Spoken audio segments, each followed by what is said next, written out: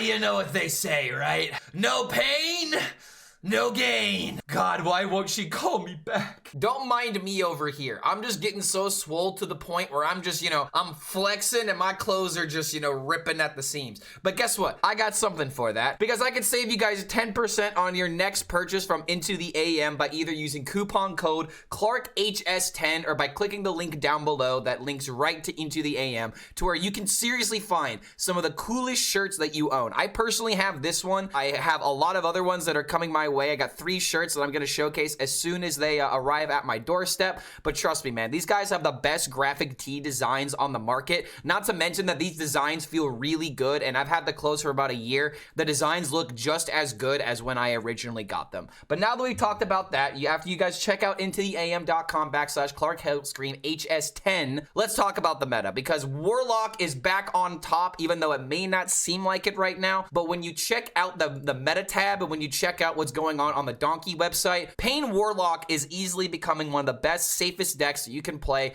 at almost any ranks right now. So in Diamond through 1, Pain Warlock is becoming very popular. It's even there at Legend, and it's even there at top 1000 Legend. So Pain Warlock is literally going to be unavoidable on your Legend grind, and it is just a matter of choosing which one is the better deck, because we have the list that is very similar to how the deck was seeing play previously, with really just adding Infernal into the deck, while the deck that I'm going to be showing you right now is actually a little bit more expensive, especially with cards like Sheriff Barrelbrim. But trust me, after you see this card in action, I really do believe that I can sell you guys on this card. And it's also, it's also a free card, so you don't even have to invest the dust into it. You guys should already have this, I believe. It was either through I can't remember if this was given to people for free or if this was on the pass, but regardless, this is a card that most people have for free, so the dust is not going to be all that crazy, because odds are, if you've been playing Warlock, you already have Zilliax, because this is the safest craft, you already have Symphony of Sins, and you probably already have Popgar, and if you've been waiting to craft Popgar, this is going to be me telling you just to craft this card. It's so good in Warlock decks to where it's actually seeing play in this deck that doesn't even have any spells in it, due to the fact that this is just simply a healing card that you need in this style of deck. Now, the big question is, how important is Infernal, and why is everybody suddenly playing this deck? I am going to put this very simply. I believe that Infernal is the best card to come from the mini set for 2 reasons, actually. So, number 1, this card is just insane. It's really good in Warlock. It's a great comeback tool where if you're at 1 HP, you can just set your remaining health to 15. But the reason why this is so important specifically in Warlock is that we now have a turn 3 high roll that can play both giants. If you play Infernal on the coin on turn 3, you have a 6/6 with taunt, putting yourself at 15 health. You can then play a Blood Treant to put yourself at 10 health, enabling the Molten Giants to be 0 so you can play them immediately. This is the reason why Pain Warlock is very good right now, because Infernal is not just, an oh shit button that puts you back to 15 health. Sometimes you legitimately want to go from 28 to 15 because it literally enables what your deck is able to do. And then after, you pop off your giants, you have plenty of healing cards with the Popgar, with your Zilliax, and with your Symphony of Sins.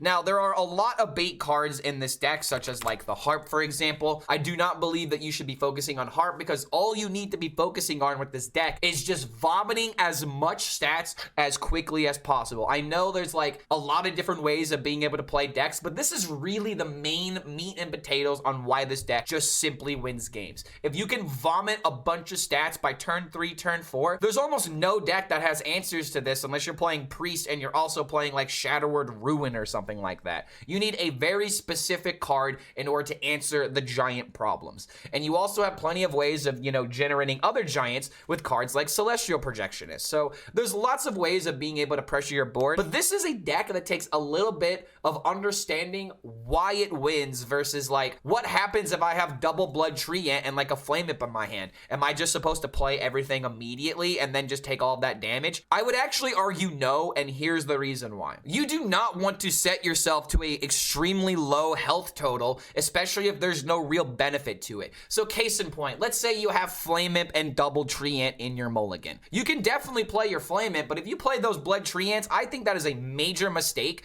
because you are essentially taking 10 damage to summon 2 2/2s. Your opponent can just clear this or just summon a minion, and then suddenly it's like, oh crap, I'm at like 17 HP. If I just start going face, then they're just gonna keep going face, and then if I don't have my giants, then I just took all this damage for essentially no reason. You do not just want to blindly deal damage to yourself without an actual reason for it. And that is why the mulligan of this deck is not only a little bit challenging, but it is also extremely important to master with this style of deck, because the mulligan is going to be the best chance that you have of enabling the Molten Giant combo, but you gotta know what to throw away and what to keep. So we're actually really fortunate that this deck, the exact deck that we're going over right now, is actually popular enough on HS Replay to where we can get some stats from this. So huge shout out to HS Replay for having this stuff available for us. So if we look at the mulligan win rates, and if we look at the cards that are the best to keep, we have Mass Production, Flame Imp, and Molten Giant. These are the 3 most important cards. The 3 most kept cards are going to be Flame Imp, Geode, Blood Treant, and then Malefic Rook. But I'll tell you right now, I do not like Malefic Rook. Like, look at how low this is. Like 58%. It's kept a lot, but it's a very awkward card to play on turn 3,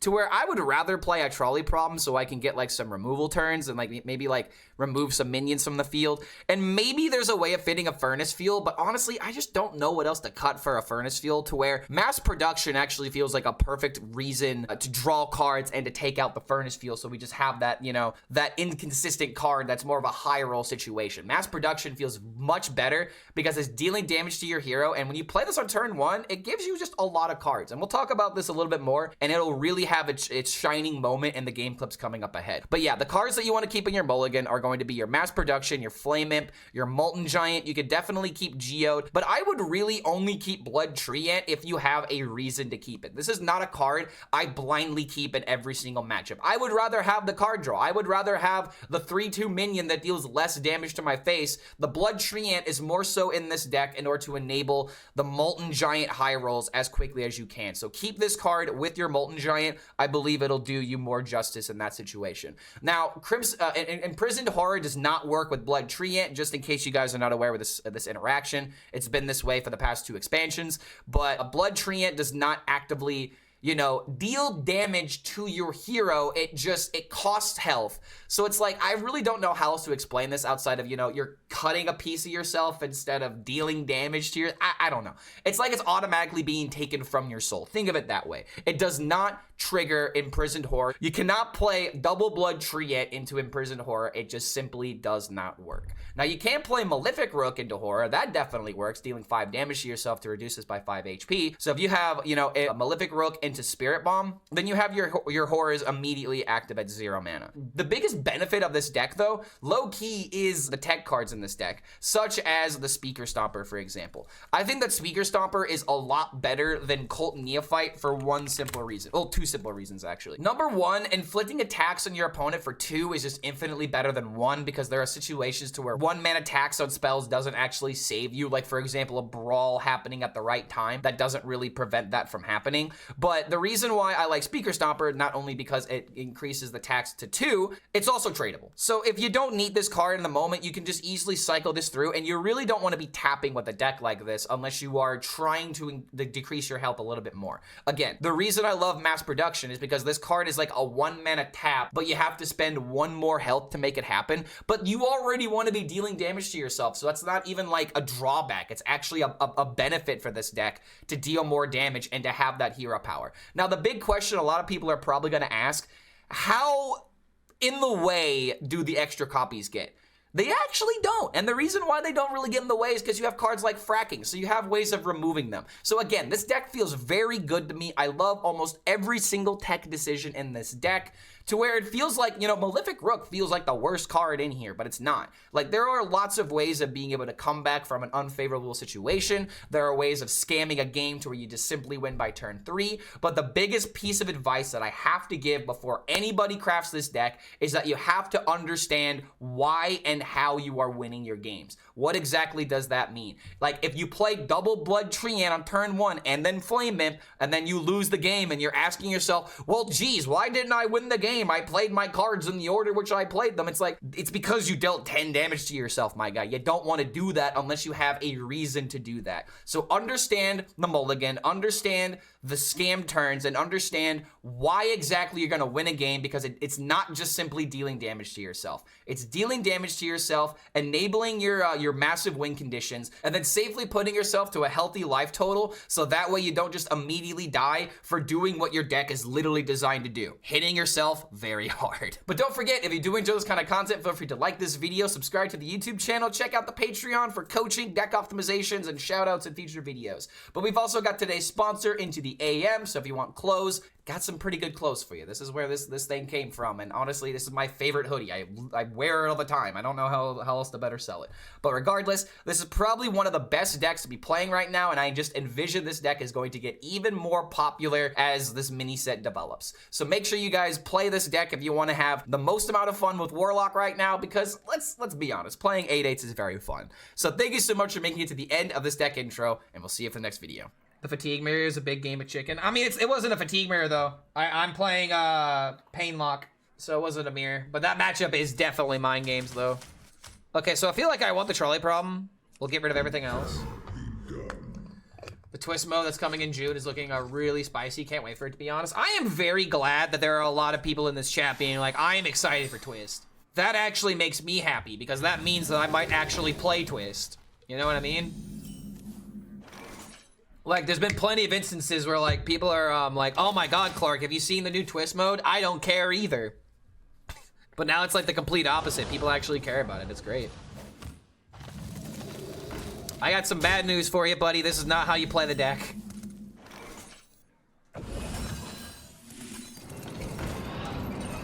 He has played 2 cards and has actively done nothing. He's hit himself in the face. He better have these giants ready to go. Otherwise, you literally dealt 10 for no reason. And this is how I'm going to start the video talking about this. Pain Warlock is one of those decks where it's like, you don't just play the Blood Treant because you can. You should try playing it in a very specific way. I'm like, low-key, I don't even want to, like, hit him in the face here. I maybe should have just traded here and just kept the 3-3. But I'm going to go ahead and do this. Yeah, he's very close to Giant. Giant is now playable. Oh, no.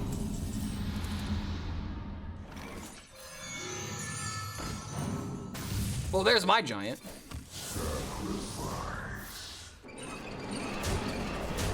So we just do this because if he doesn't heal himself, this can just kill him. I like the idea. I wish the OG Norse Dormo wasn't the one linked to the hero. They could, liked him to the core set. I really wish there was a way of bringing back OG Norse Dormo. OG Norse Dormo was a great idea in theory, until you realized how much it limited the game whenever random dragons hit the field. Oh shit, he's going back to 15. Okay, so it's below 20 that this activates, right? So because of that, oh, wait a minute. Wait, I have this. I guess this is just better.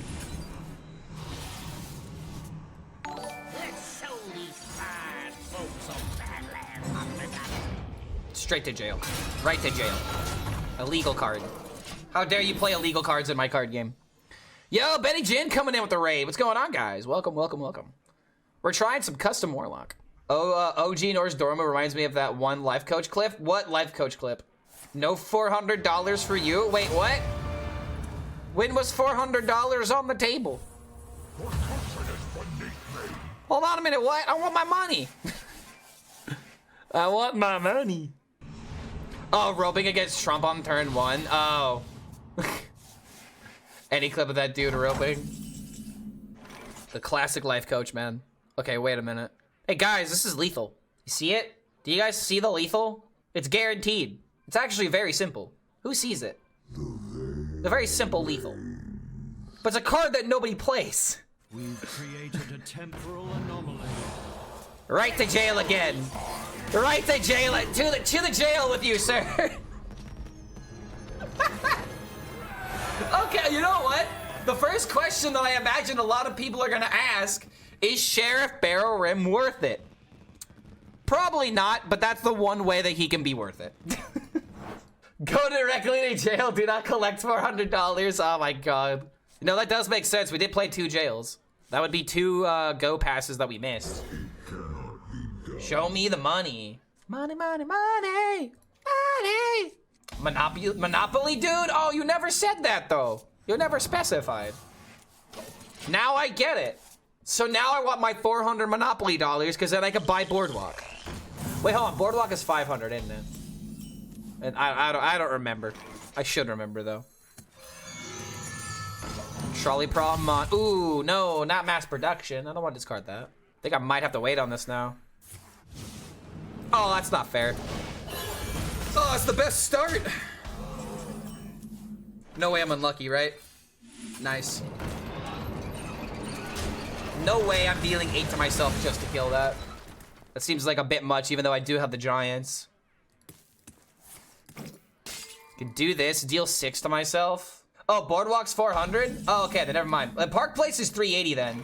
Because I know that Park Place was always like 20 less. You can't tell me I'm wrong on this. I played a lot of Monopoly when I was younger.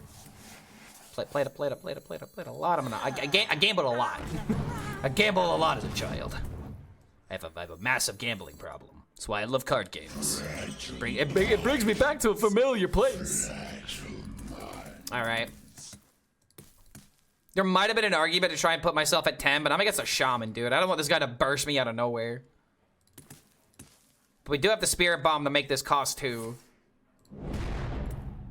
Probably just always play Symphony here, and then turn 6, go for the Giants. Speaker Stopper? That could actually be a way of ending the game. Give me the 6/6. +6, +6? Low key goes hard.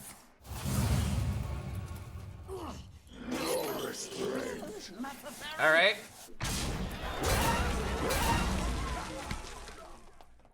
I always wanted to play more Monopoly, but folks go like, it's too long, and then spend the same time in 3 different games.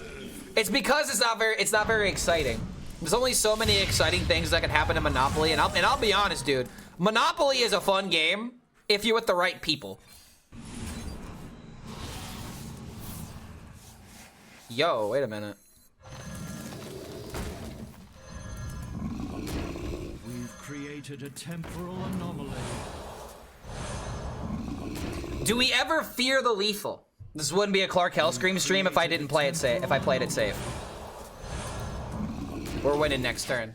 He's dead. All right, there's no way he deals 8 from hand. Okay. I mean, Movement of Desire into Speaker Stopper low-key just ends it too, right? Yeah, here we go, dude. Oh, I actually got rewarded for making the better play.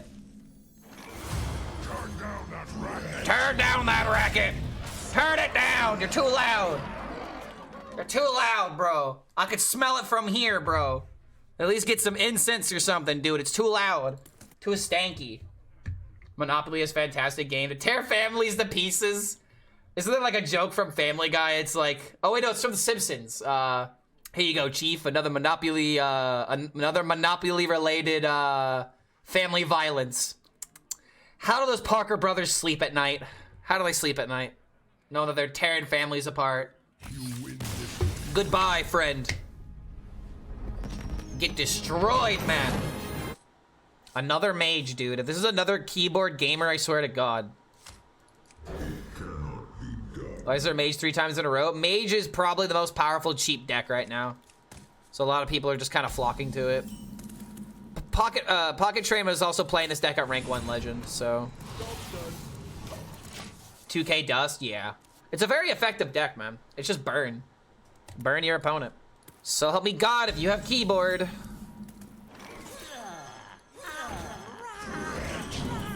Alright, maybe keyboard isn't so bad now.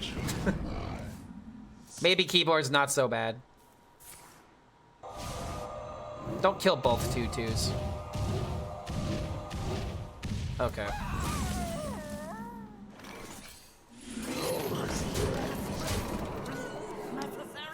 It's actually kind of insane, dude. If he had 1 drop into Malfunction, he could have cleared here. But there's the keyboard yet again, man. Am I taking song suggestions today? I'm always allowing people in chat one free song request if they can like give me a song that I've never heard before. That's interesting. But as of right now, I mean, I always allow song requests, so those are always there. Okay, so Tempo King. I don't know what he's saying, but I like this this instrumental. Okay, just almost dead. Gotta be careful. I don't want to hit myself too hard. We've created a temporal. I'm not gonna play it, but dude, even after all this, he still wins because he had keyboard. A top deck Symphony of Sins, but like 3 damage.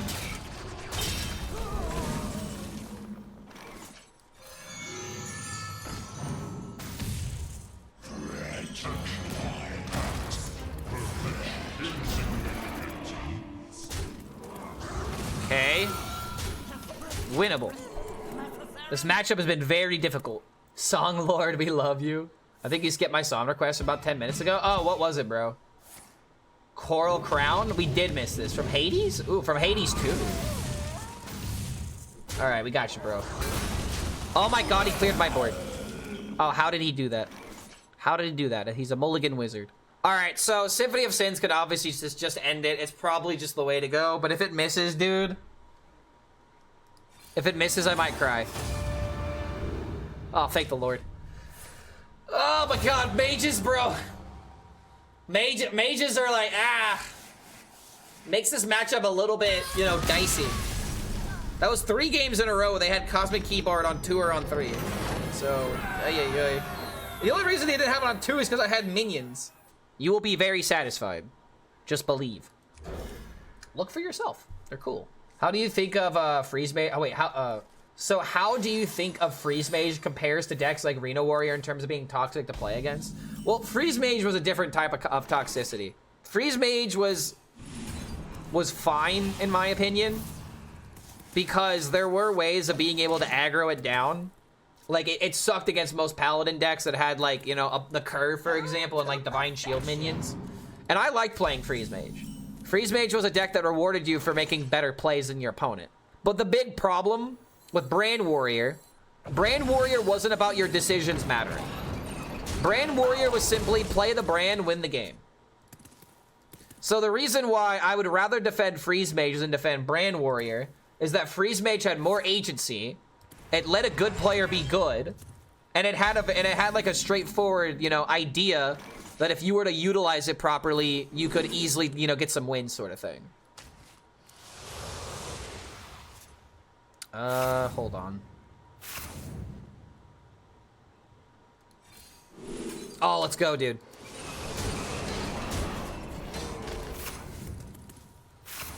So we've got the Molten Giant next turn. But it's like, yeah, the only issue with Freeze Mage was Ice Block. And low-key, you could be annoyed by Freeze, by like Frost Nova and like Blizzards and stuff. But the biggest thing about Reno Warrior literally invalidates your deck. It literally deletes your cards. Well, that is way more toxic than anything Freeze Mage could do, in my personal opinion. All right, now this is like the dream setup, by the way. This is like the dream setup. And if he has the mech ready to go here, it's a little scary, but he needs to have like second safety goggles, 2-drop, and the mech in hand. Wait, what? No. Bro, there ain't no way. There literally ain't no way. No way. There ain't no way. No, I'm not this unlucky. I am not this unlucky. I am not this unlucky. There is no way in hell I am this unlucky.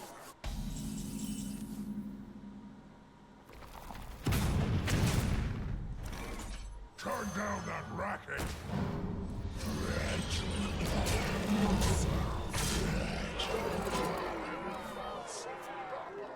Tapper no balls? Yeah, then I die to the boom wrench.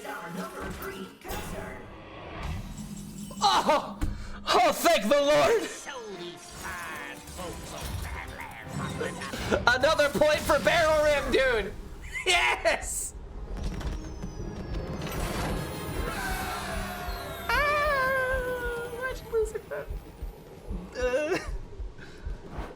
good. That's why Bomb Warrior can't be good. I'm sorry. I wanted Bomb Warrior to be good, but that happens way too frequently. I know it's an old hat by now, but Rumble is finally getting more content. I have heard. I have seen some of the Rumble news. And I will say it's a step in the right direction. But again, bro, they gotta get that PC client. New content is definitely a step in the right direction, but you need that content, bro. You need that PC client. Without the PC client, people don't think it's a real game. And I hate to say, they kind of have a good point. Like Marvel Snap, for example. Marvel Snap boosted in popularity after it finally got its PC client. They pushed that shit hard. They should be taking notes from the Marvel Snap team in terms of like how they did their PC launch. Because if they mimic it in the same way, then I truly believe that Warcraft Rumble could become the next big mobile game. But they gotta do it right. They gotta do it right. I feel like they kind of missed a few things recently. Okay, hold on a minute. Trolley Problem discarding Symphony is kind of bad. Guess I'll just draw cards instead of playing this for tempo. Okay, I keep playing this. Okay, there we go.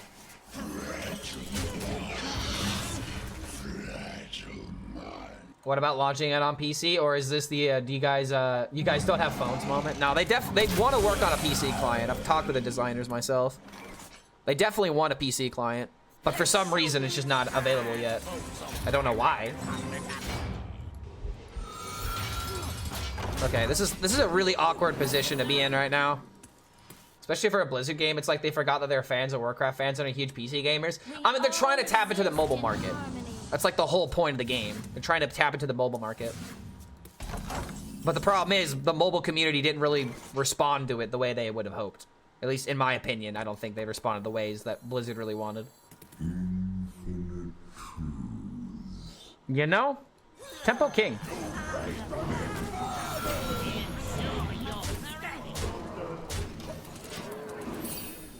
Isn't it already announced as a coming soon thing? Pretty sure they already confirmed the client is inevitable on the way. Yeah, but they don't have a date for it. The game has been out since November, and it's now the middle of May. When is it coming? For most people, like their window of wanting to play the game has already been missed. It doesn't help if they started while China's market was unavailable. China would be a huge consumer for them. That is a very good point. The Chinese market is probably not familiar with Warcraft Rumble yet. Whoa, what? Hey, played it for free, yo! Oh, Dirty Rat finally helpful. Dirty Rat finally helpful, man. Wait a minute, that's just lethal. Get jailed, bro. Dude, Sheriff Barrelbrim is actually the freaking nuts. I think I have to recommend him. Like, he's carrying the stable right now. We're up against the Priest, though, if I remember correctly. Wait, hold on, no, this is favored for me. They released it wrong, in my opinion. They would have succeeded better as a PC client. Exactly. That's my same opinion, dude. Because the number one criticism of the game is that it doesn't have a PC client. The number one criticism. Not that the game isn't fun, but people just don't want to play it on their phones. Yo, Ulrich coming in with the 5 months. Welcome back to the Horde, my friend. Thank you for that support. Good to have you here back amongst our ranks. Guys, don't forget to spam those emotes. Emote it up, man. Okay, this hand is kind of crazy. This hand is omega crazy, actually. They developed too much money to try and not salvage it. Its development feels a little backwards, like it's getting there another 6.10 months. Yeah, I know. Again, it just feels like it's taking too long. It simply just feels like it's taking too long. And that's the biggest criticism that people have about it.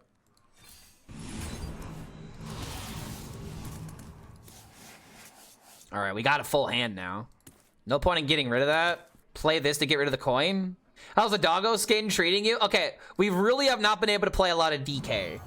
And that's because apparently DK is in a really rough spot right now. We've really only played the buff DK. I do have a rainbow DK planned for today, though, if I get around to playing it. So I will try to make use of the skin. But more importantly, it'll be there when it's time for DK, right? Once DK becomes a meta force, the doggo skin is taken over, okay? Top legend doggo skins. I hate to ask, but I haven't been playing for some days due to Brand. Is 8 mana Brand tolerable to add? Oh, dude, why? I don't know why you're apologizing about that. You know me, Auroch, dude. I don't care if you ask questions. In fact, I welcome questions as long as they're not stupid questions. Nah, I'm kidding. But Bran is playable at 8, but it's not like the metaphors that everyone remembered it to be. You know, it's definitely not a metaphors relevant deck right now.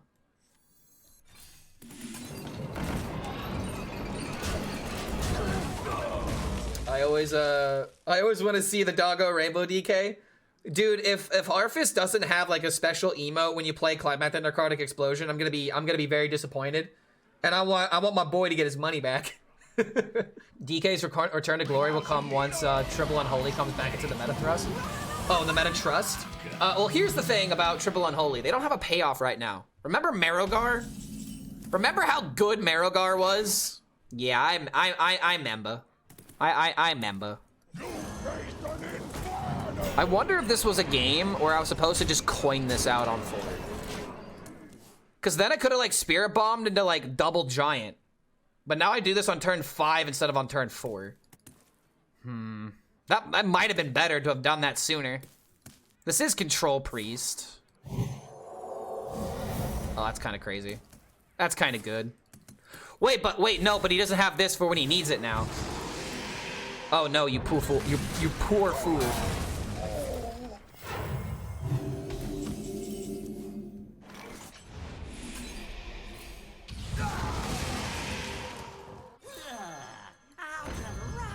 Created a temporal anomaly.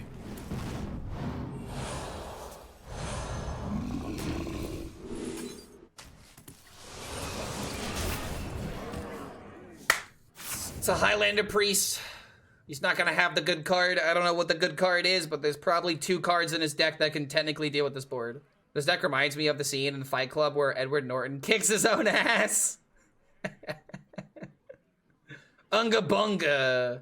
You will only get a 1/1 frog. Don't you dare hex me, dude. Light Bomb. I don't know if they play Light Bomb, but I feel like they play Ruin, right? Shadow Word Ruin? Shocked and confused while you punch yourself. Hold on. I've got this. I'm activating my Saiyan biology by giving myself a near-death experience. When you think they break my weapon. Okay, Glacial Shard. No, Melia? Okay, that keeps, it keeps the 8/8s alive. I'm at 6 HP now. It is technically, okay, it's actually not possible to find a lethal here. So we'll just do this. Oh, we get another one? Well, that seems like a way of winning the game. Turn down that racket. Turn down that racket. Turn it down. Now I don't think he has an out, right? I mean, I guess it's still Ruin. Ruin is still playable. Why not the 15 life taunt guy? Because Speaker Stomper limits what my opponent can do, and I want to kill them. It is finished. Because that happens. If I play the 15-15 taunt, like, I don't know, like, he could play Repackage, actually.